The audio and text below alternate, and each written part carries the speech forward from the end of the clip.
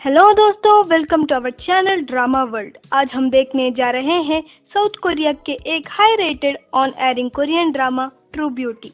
मुझे यकीन है कि आप सबको ये कहानी ज़रूर पसंद आएगी। तो बिना देरी किए हम बढ़ते हैं हमारी आज की स्टोरी की ओर।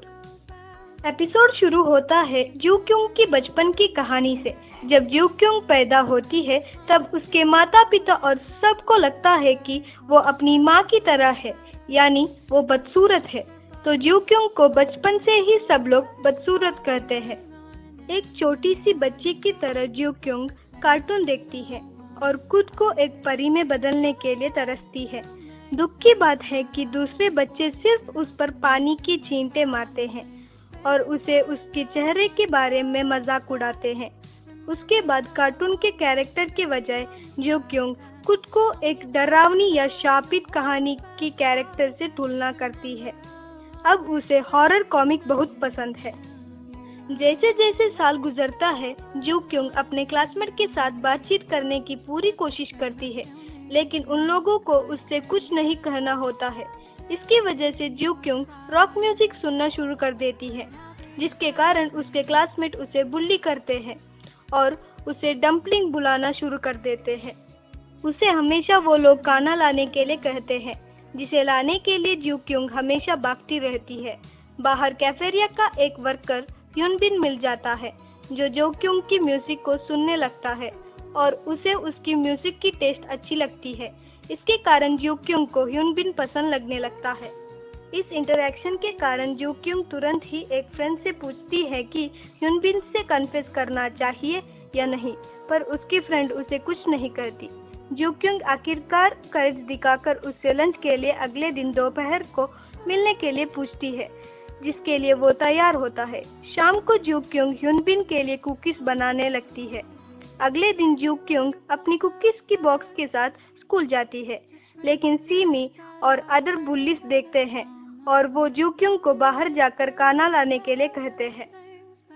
वो बाहर जाने के वक्त अपनी कुकी बॉक्स को पीछे छोड़ जाती है, जिसे सेमी और उसके साथी उठा लेते हैं और ह्यूनबिन से मिलने जाते हैं। सेमी ह्यूनबिन से फ्लर्ट करती है और ह्यूनबिन को लगता है कि सीमी उससे इंटरेस्टेड है, पर रियलिटी में सीमी उससे इंटरेस्टेड नहीं होती है। दुर्भाग्य से ये सब जूक्योंग पर भारी पड़ता है। ह्यूनबिन से पूछते समय सीमी और उसके गैंग दूर से उसकी फिल्मिंग करते हैं और जब ह्यूनबिन उसे अगली कहकर रिजेक्ट करता है, तब जूक्योंग का दिल टूट जाता है और वो जमीन पर गिर जाती है। तब सीमी और उसके साथी उसे घेर लेते हैं और हंसकर उसका मजाक उड़ाते हैं। जूक्योंग उनसे पूछती है कि वो उससे नफरत क्यों करती है। तब सीमी उसका सामने हंसकर कहती है कि वो बदसूरत है। इसके बाद जूक्योंग नीचे सड़क पर अकेले रोते हुए चलने लगती है। वो अकेले बाथरूम में जाती है और ये कहती रोती है कि सब उससे नफरत करते हैं और उसका कोई दोस्त नहीं। वो एक बिल्डिंग की छत पर जाती है और कूदने के लिए तैयार होती है, पर लास्ट मोमेंट में वो अपना फैसला बदल लेती है जब वो अपनी बिल्डिंग के ओपोजिट वाले सेयुन, जो एक मरा हुआ सेलिब्रिटी है, उसका एडवर्टाइजमेंट देखती है। फिर वो ना मरने की फैसला लेती है। जैसे ही वो पीछे होती है, लीसुओ नामक एक लड़का अचानक दिखाई देता है और जूक्योंग को पकड़कर दूर खींच लेता है।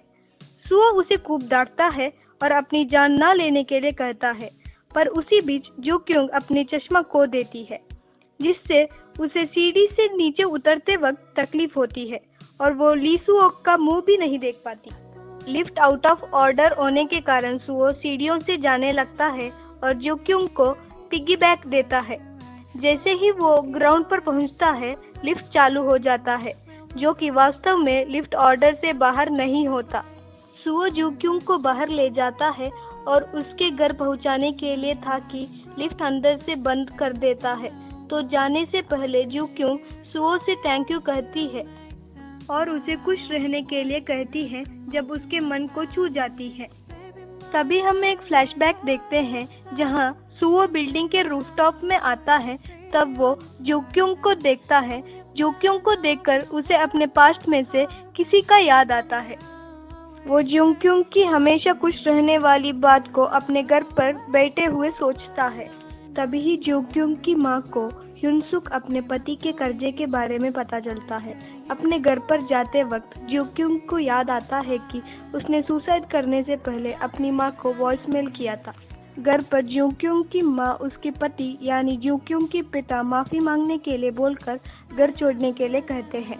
जब ज्योक्युंग घर पहुंचती है तब वो अपनी माँ को रोते हुए देखती है और उसे लगता है कि उसकी माँ उसकी वॉइसमेल के लिए रो रही है, जबकि वो कर्जे भरने के बारे में सोचती है। फिर ज्योक्युंग अपने रूम में जाकर अपनी जिंदगी को चेंज करने के बारे में सोचती है। वो मेकअप लगाने लगती है, जिसके कारण सब लोग उसका फिर से मजाक उड़ाते हैं। इवन उसकी माँ और भाई भी उसका मेकअप देखकर डर जाते हैं। हाउएवर मनी इश्यू के कारण ज्योक्युंग को पता चलता है कि वो अपने पुराने घर में ट्रांसफर हो रही है, जिसके कारण उसको स्कूल भी बदलना होगा। वो जाने से पहले ज्योक्युंग ऑनलाइन वीडियो देखकर मेकअप लगाना सीखती है। फिर सीन चेंज होता है बुक स्टोर पर, जहाँ सुओ अपनी फेवरेट कॉमिक लेता है, पर उसको पहला पेज पता होता है और वो उस बुक स्टोर से निकलने से पहले ऑनर को एक नई बुक के लिए ऑर्डर कर देता है। इंटरेस्टिंगली ज्योक्युंग मूविंग होने वाली जगह भी सुओ की प्लेस ही होता है। जब ज्योक्युंग अपना सर को गाड़ी के विंडो से बाहर लगाती है तब उसका मास्क जाकर सुओ को लगता है। ज्योक्युंग अपनी नई शुरुआत करने के लिए मेकअप लगाकर अपने नए हाई स्कूल में जाती है, जहां सब लोग उसके खूबसूरती के लिए कमेंट करते हैं। सुओ को टीचर ज्योक्युंग की ध्यान रखने के लिए कहते हैं, जिससे सुओ इरिटेट होता है। सुओ सभी लड़कियों को इग्नोर करते हुए जाता है, जबकि ज्योक्युंग उसके पीछे पीछे चलती है। चलते वक्त ज्योक्युंग का मेकअप गलती से सुओ की जैकेट पर लगता है, जिसे सुओ उसके ऊपर फेंक देता है। क्लासरूम के सभी लोग ज्योक्युंग को बहुत अच्छे से वेलकम करते हैं। ज्योक्युंग को सभी लोग फ्रेंड्स बनाने की कोशिश करते हैं। ज्योक्युंग पहले ही दिन बहुत सारे दोस्त बना लेती है, जो बहुत अच्छी बात है। सुआ और सुजिन होती है, जो बहुत ही अच्छी होती है। ज्योक्युंग अपनी नई दोनों ही दोस्तों के साथ हैंग आउट करती है और मजे करती है। ज्योक्युंग अपने दोस्तों की तस्वीर प्रिंट करके फ्रेम भी करवाती है। सुआ और सुजिन ज्योक्युंग को ग्रुप चैट में भी इनवाइट करते हैं, जिससे उसे बहुत खुशी मिलती है। तभी उसका भाई जोयुंग उसे ब्लैकमेल करने लगता है कि उसकी असली पिक्चर सभी क्लासमेट को सेंड करके दिखाए। जोयुंग कहता है कि अगर उसकी बहन उसे उसकी फेवरेट कॉमिक न्यू वॉल्यूम खरीद कर देती है तो वो उसकी फोटो डिलीट कर देगा। ज्योक्युंग मजबूरी से उसके शर्त को मान लेती है। अगले सीन में हमें ज्योक्युंग प्रिंस कॉमिक में दिखाई देती है, जो वो 8 साल बाद आती है और उसे वहाँ का ऑनर बहुत ही खुशी से स्वागत करता है। फिर वो अपनी फेवरेट कॉमिक की वॉल्यूम ढूंढती है और वो उसे मिल जाता है, लेकिन उसके हाथ पहुंचने से पहले उसे सुओ ले जाता है। जैसे ही वो घूमती है और बोलने लगे, वो आदमी के ऊपर गिर जाती है। दोनों के बीच आई कांटेक्ट होता है। सुओ को वहां पर देखकर ज्योक्युंग के आंखें बड़ी हो जाती है। इसी पर हमारी ट्रू ब्यूटी की पहली एपिसोड खत्म होती है। हम आपके सामने एपिसोड 2 लेकर बहुत ही जल्दी वापस आएंगे। तब तक के लिए प्लीज वेट फॉर अस। अगर आपको ये वीडियो पसंद आई तो प्लीज सब्सक्राइब करें, लाइक करें और कमेंट सेक्शन में अपना ओपिनियन बताइए। Thank you guys for watching our video.